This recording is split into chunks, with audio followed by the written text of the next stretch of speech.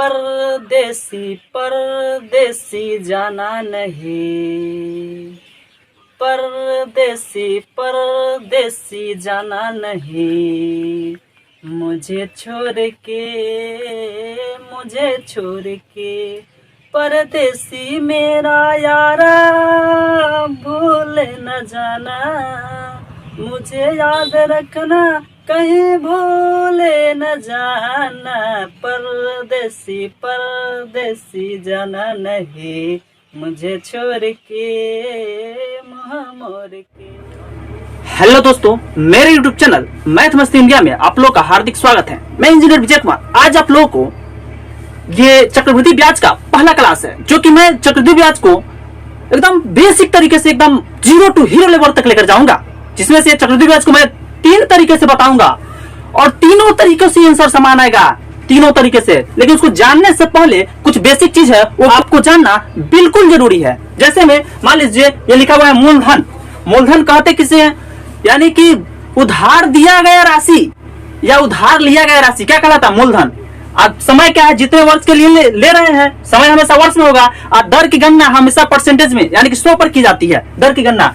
और मिश्र धन क्या है? तो मिश्र धन कहने का मतलब ऐसा थोड़ा ही ना कि आप किसी से उधार लिया वही पैसा लौटा दीजिएगा, ऐसा तो होगा नहीं। उसके बदले में आपको तो कुछ इंटरेस्ट लगा करके जोड़ करके देना पड़ेगा। वही चीज यहाँ पे क्या हो जाता है? मिश्र धन, यानी कि मूलधन में कुछ ऐड करके ब्याज को ऐड करके देना क्या कहलाता है? मिश्र धन कहलाता है। चलिए आइए, सबसे पहले तो एक फॉर्मूला लिखा हुआ है CI बराबर P into 1 plus R by 100 power T minus 1।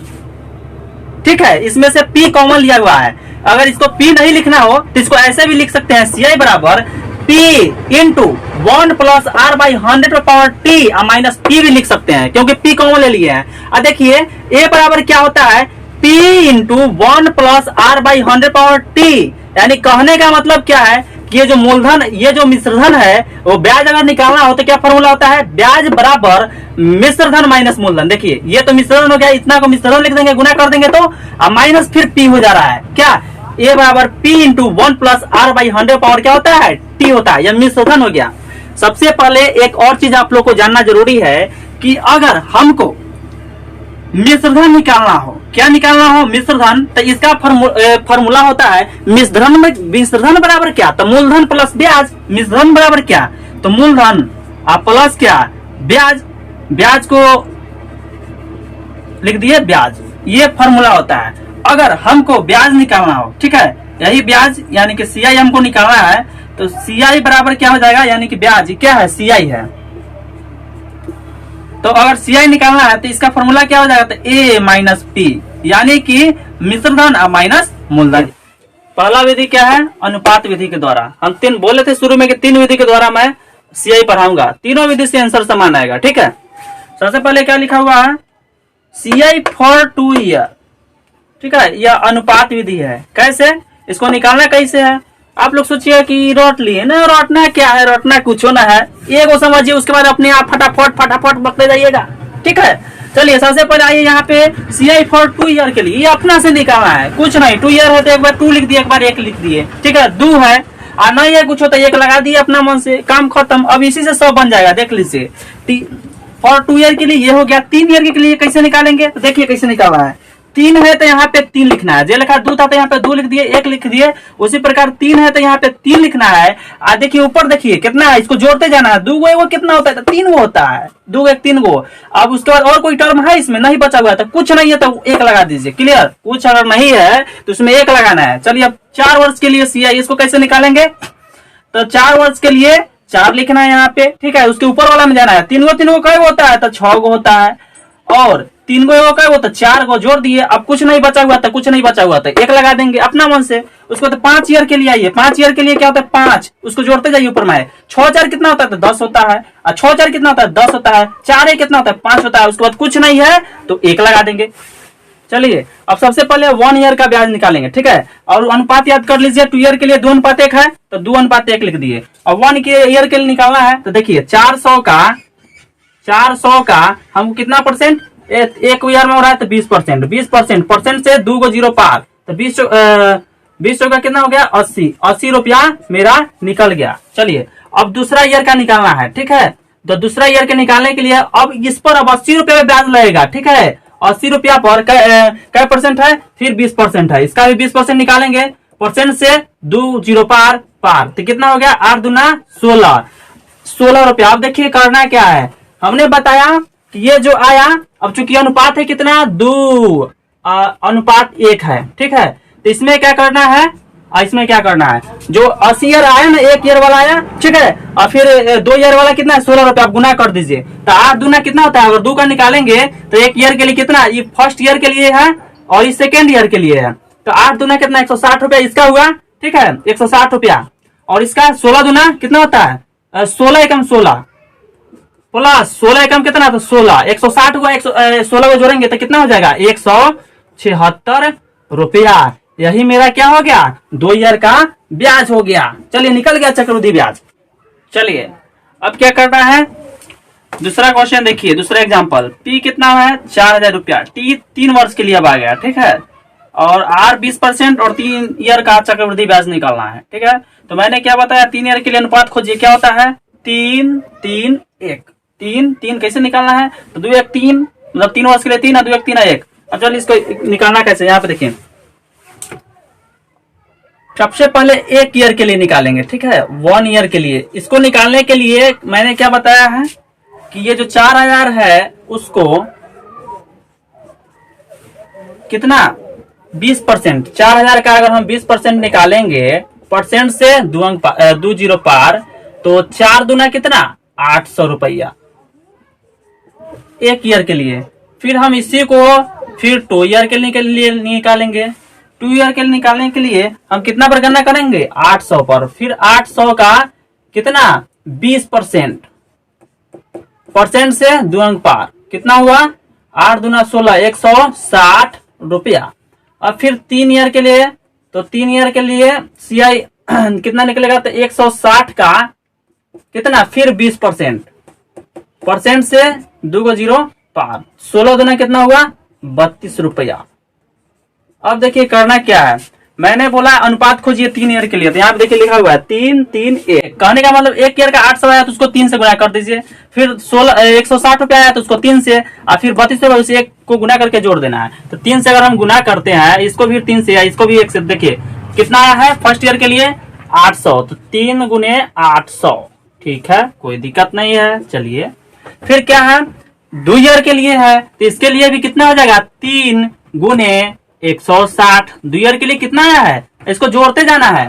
फिर क्या है 32 रुपया, तब प्लस अनुपात 1 है तो 1 गुने 32, इसको जोड़ दीजिए, 8 तरीका कितना होता है 8 तरीका 2400, ठीक है, 16 तिया 48, 480 रुपया। और इसमें क्या कितना हो जाएगा 32, जोड़ेंगे तो 2 के 2 हो जाएगा, ठीक है, 3 8 11, 11 के 1 हाथ में 1, उसके बाद 4 1 5, 5 4 9, उसके बाद 2, तो 2 के 2, यानी कि 2912 रुपया मेरा क्या हो गया, ये 3 ईयर के लिए चक्रवृद्धि ब्याज हो गया। चलिए यहाँ पे क्या लिखा हुआ है, CI बराबर P into 1 plus R by 100 power T minus 1, ये फॉर्मूला के द्वारा 3 विधि से पढ़ेंगे। और दूसरा क्या है होल वैल्यू के द्वारा, तीसरा क्या है अनुपात विधि के द्वारा। P का मान कितना दिया, P का मान है 400, ठीक है, into 1 plus R by 100 power T, R by 100 यानी 20/100 यानी कि 1/5, तो 1/5 है तो इसको डायरेक्ट लिख सकते हैं, 5 है कितना हो जाएगा 6/5, 6/5 का होल स्क्वायर माइनस 1, ठीक है, 400 इंटू, इसको देखिए 6 1 36 बटा 50 25, 36/25 माइनस में कितना 1, डायरेक्ट इसमें लिख देते हैं 400 के 400 इंटू 36 में से अगर 25 घटाएंगे तो 11 बटा कितना हो जाएगा 25, इसको काटिए, इसको 16 मरतबे कट जाएगा, 16 कम 16 और 16 है कितना 17, 176 रुपया, यानी कि निकला मेरा क्या चीज से, तो ये सूत्र विधि के द्वारा। चलिए हम आपको इसमें बताते हैं होल वैल्यू निकालते कैसे है। जैसे मान लीजिए हमको 10% का होल वैल्यू निकालना है, 10% का क्या निकालना है होल वैल्यू निकालना है, कुछ नहीं इसमें लिखना है 10 है तो मतलब 1/10, मतलब बटा में 100 होता है परसेंट मतलब, तो 1/10 इसको जोड़ दीजिए, 10 को कितना हुआ 11/10। चलिए एक और चीज हम बता देते, मान लीजिए हमको 20% का निकालना है, ठीक है। इसका अगर होल वैल्यू निकालना है तो इसको कैसे निकालेंगे, 1/5 हो जाएगा, बटा में 100 है तो इसको जोड़ देते हैं, 5 है कितना तो 6/5, ये होल वैल्यू निकला, ठीक है। और इसी में हमको बताना है कि उल्टा गुना और सीधा गुना, जो लिखा हुआ है इसका मतलब तो अब नहीं समझ रहे हैं। कहने का मतलब ए दिया हुआ है मिश्रण, हमको पी निकालना है। इसमें क्या है, पी दिया हुआ है, फर्स्ट वाला दिया हुआ है, हमको मिश्रण निकालना है। चलिए तो अगर हमको ए से पी निकालना है तो क्या पड़ रहा है, सीधा पड़ रहा है, देखिए ना ए बी सी डी, तो सीधा अल्फाबेटिकल ऑर्डर में सीधा है, तो ए से पी सीधा पड़ रहा है, तो दिमाग में ये रखना है कि उल्टा गुना होगा। अगर सीधा निकालना है, ए से अगर पी निकाल रहे हैं मतलब मूलधन निकाल रहे हैं, मिश्रण से मूलधन, तो हमको उल्टा गुना करना है सीधा, लेकिन उल्टा गुना हो किसका, तो होल वैल्यू का। होल वैल्यू कितना है 6/5, उसका उल्टा गुना। तो यहाँ पे देखिए 400 है, हमको पी दिया हुआ है, हमको निकालना क्या है, पी दिया हुआ है, हमको निकालना क्या है, ए निकालना है।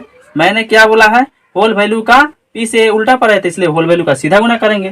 तो 400 का कितना होल वैल्यू 6/5, इसका सीधा गुना, जितना जय वर्ष है उतना पावर लगेगा, तो कितना हो गया, उसका स्क्वायर किया तो 36/25 गुना 400, 25 से कटा दीजिए, क्या मरतबे, तो 16 मरतबे, 16 गुना 36 कितना हो जाता है, तो ये हो जाएगा 576। अब देखिए मिश्रण में 576 है, अब मूलधन दिया हुआ कितना 400, तो सोचने वाला बात है ब्याज कितना हो जाएगा, तो घटा दीजिए 576 में से 400 तो कितना 176 रुपया। तो ये हो जाएगा CI बराबर 500 में से 400 घटा दीजिए डायरेक्ट, तो कितना हो जाएगा, तो 176 रुपया, क्योंकि ब्याज बराबर क्या हो जाता है, मिश्रधन माइनस मूलधन। चलिए इसमें क्या है, अनुपात विधि के द्वारा निकालना है। सबसे पहले 1 ईयर के लिए निकालेंगे, उसके बाद ना 2 ईयर के। तो 400 का कितना, 400 का 20%, ठीक है, परसेंट से 2 0 5, यानी कितना हो गया 20 का 80 रुपया हो गया, ठीक है। अब हमको 2 ईयर के लिए निकालना है, तो 2 ईयर के लिए मैंने क्या बताया, फिर अब 80 पर निकलेगा, क्योंकि CI केस में प्रत्येक वर्ष का ब्याज अलग अलग, लेकिन SI केस में बराबर होता है। तो 80 का बाद कितना 20% पर निकालना है, परसेंट से 2 0 5, कितना हो गया, तो 16 रुपया, 16 रुपया हो गया। अब क्या करना है, क्योंकि अब हम जानते हैं, बताए हैं अनुपात विधि के द्वारा 2 वर्ष के लिए कितना होता है, 2:1 होता है। तो एक 2 है और दूसरा क्या है 1 है।